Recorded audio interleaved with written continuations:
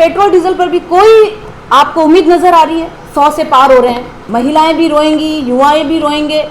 जहाँ तक बात किसानों की है, किसानों के लिए भी नई शर्मी से इस बजट में उनके लिए कोई घोषणा नहीं की। कोई नया आयाम स्थापित नहीं हुआ, कोई नए रोजगार की बात नहीं हुई, कोई नई योजना राज्य सरकारों के लिए, कोई नए तोहफे, कुछ भी नजर नहीं आ रहा है। उनको इस बात का भी अफसोस नहीं है कि उनकी 63 सीटें सिर्फ बेरोजगारी, महंगाई, पेट्रोल डीजल, इन सारी ही बातों पर इनकी 63 सीटें चली गई। केवल और केवल भारत सरकार ने लोगों को ठगा है।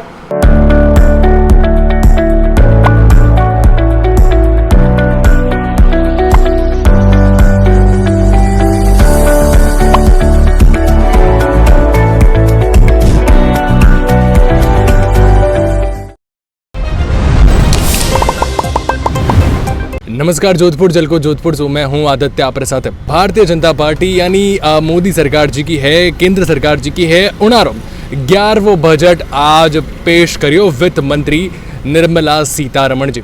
11वां बजट जब आयो तो काफ़ी लोगों ने उम्मीद ही कि एण बार कुछ ना कुछ नयो नजर आवेला और शायद निर्मला सीतारमण शायद इन विश्वास माते खरीबी उतरी वेला जिका समर्थक है वह इन समर्थन में बात जरूर करेला। लेकिन आज मैं बात कर रही हूँ इन बजट ने रखते हुए, आज बात करूँगा कांग्रेस जोधपुर शहर कांग्रेस जी का जिला अध्यक्ष है सलीम खान जी सू और शहर राज्य का पूर्व विधायिका है मनीषा जी पवार। मैं उनासू बात करूँगा और वही जानूला कि उनारो इन बजट रे बारे में कई कहनो है। भारत सरकार द्वारा बजट पेश किया गया, जिसमें केवल और केवल जिस तरह पूर्व में मोदी सरकार ने बजट पेश किया उसी का आईना नज़र आया। कोई नया आयाम स्थापित नहीं हुआ, कोई नए रोजगार की बात नहीं हुई, कोई महिलाओं के आत्मसम्मान की, महिलाओं के लिए क्या दिशा तय की जाएगी, इस प्रकार का कोई बजट नहीं था। युवाओं को केवल और केवल आँख मिचौली की गई। केवल और केवल यह सरकार गिरे नहीं, उसी पर ये बजट केंद्रित रहा। आंध्र प्रदेश और बिहार को बहुत सारे तोहफे दिए गए ताकि बिहार और आंध्र प्रदेश पर जो ये मोदी सरकार बैठी है वो गिरे नहीं। बाकी राज्य कहाँ जाएंगे? न राजस्थान को न दूसरे प्रदेशों को एक भी नया बड़ी योजना नहीं दी गई। ये बड़ी दुर्भाग्य की बात है राजस्थान के लिए। इसके साथ साथ रोजगार में युवाओं को ठगासा गया है। जो इन्होंने कहा कि हम 5 साल में 4 करोड़ नौकरियां देंगे, यह एक बात समझ में नहीं आई। पिछली जो नौकरियां थी वो कहाँ गई? कैसे नए संस्थाएं आएगी, कैसे रोजगार देंगे, इस प्रकार की कोई बात नहीं की गई।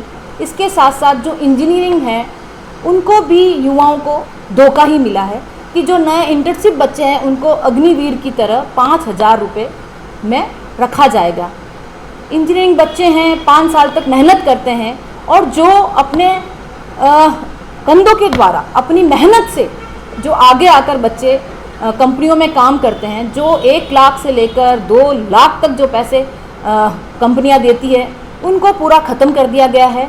यह सरकार केवल और केवल पूर्ववर्ती बजट को उन्होंने वापस पेश किया है। कोई नई योजना राज्य सरकारों के लिए, कोई नए तोहफे, कुछ भी नज़र नहीं आ रहा है। किस तरीके से हम महिलाओं के लिए आने वाले आंगनवाड़ियों में हम काम करेंगे, हम किस तरह युवाओं को रोज़गार देंगे, किस तरह बुज़ुर्गों के सम्मान की बात करेंगे, कोई नई योजना नहीं। केवल और केवल भारत सरकार ने लोगों को ठगा है। जिस प्रकार मोदी सरकार पर लोगों ने विश्वास किया, ये कहीं नज़र नहीं आ रहा। इन्होंने लोगों का विश्वास तोड़ा है। केवल और केवल सरकार नहीं गिरे, इसलिए बिहार और आंध्र प्रदेश को केंद्रित रख के ये बजट पेश किया गया है।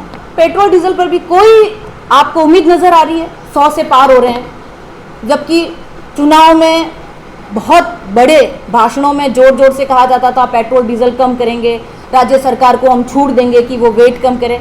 आपको कहीं नज़र नहीं आ रहा। न रसोई में कमी उनमें कमी आई है और न ही पेट्रोल गैस में कमी आई है। किसी प्रकार की कोई कमी नज़र आपको इस बजट में नहीं आई है। महिलाएं भी रोएंगी, युवाएं भी रोएंगे, हर तरफ आपको निराशा ही नज़र आ रही है। सोना चांदी सस्ता होने की बात भी हुई है टैक्स। अरे जब आदमी को भोजन ही नहीं मिल रहा है तो सोना चांदी सस्ता होकर क्या कहेगा? वो कमाएगा नहीं तो सोना चांदी लेगा क्या?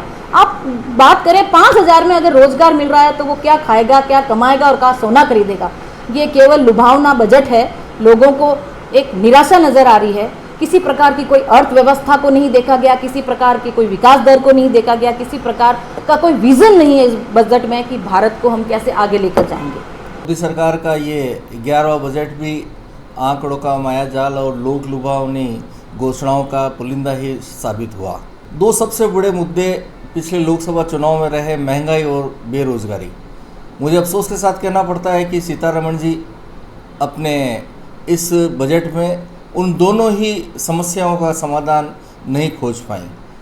सिर्फ थोथी घोषणाएं और बेरोजगार युवाओं को लुभाने के लिए कभी लोन की स्कीम चला रहे हैं, कभी उनको रोज़गार जो जिस तरीके से पुराने जुमले थे कि पकोड़े तल के भी रोज़गार या नाली से गैस निकाल कर भी रोज़गार हासिल किया जा सकता है, इस तरीके की अजीब अजीब बातें इस बजट के अंदर भी मेरे को देखने को मिली।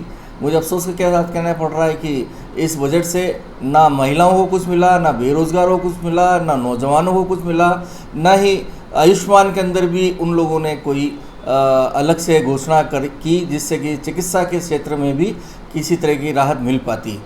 एक बार फिर मैं आपसे कहूँगा कि ये पिछले 10 बजटों की तरह ही ये 11वां बजट भी सिर्फ आंकड़ों का मायाजाल और लोक लुभावन घोषणाओं का पुलिंदा ही है। ये हर बजट से पूर्व कहते हैं कि पेट्रोल डीजल को जीएसटी के दायरे में लाएंगे या उस पर सरकारी कुछ नियंत्रण होगा।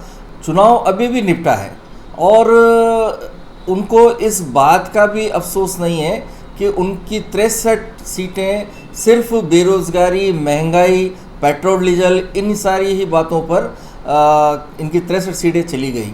जहाँ तक बात किसानों की है, किसानों के लिए भी इन्होंने ना तो एमएसपी पर कोई निर्णय लिया। आज देखिए आपके 1 साल से ज़्यादा हो गया किसान दिल्ली के बाहर डेरा डाले हुए बैठे हैं, उनकी मांगों पर कुछ ध्यान नहीं देते हुए बेशर्मी से इस बजट में उनके लिए कोई घोषणा नहीं की। आप भी मैंने कमेंट कर जरूर बताइए कि जी को बजट 11वां बजट जी को पेश हो और निर्मला सीतारमण जी रो इन बार 7वां बजट है जी को बजट आयो है। कई आप विश्वास माते खरे उतरियो ए आप जी को सोचियो कि 11वें बजट में ओ खास हो सके वो इन बार होयो या नहीं होयो, वह सारी बात आप भी मैंने कमेंट कर जरूर बताइए। और आप इन बजट के बारे में कई कहना है वो भी मैंने कमेंट कर जरूर बताइए। और एडी जानकारी वास्ते थे मारे साथ यानी झलको साथ जुड़ियोड़ा रही जो।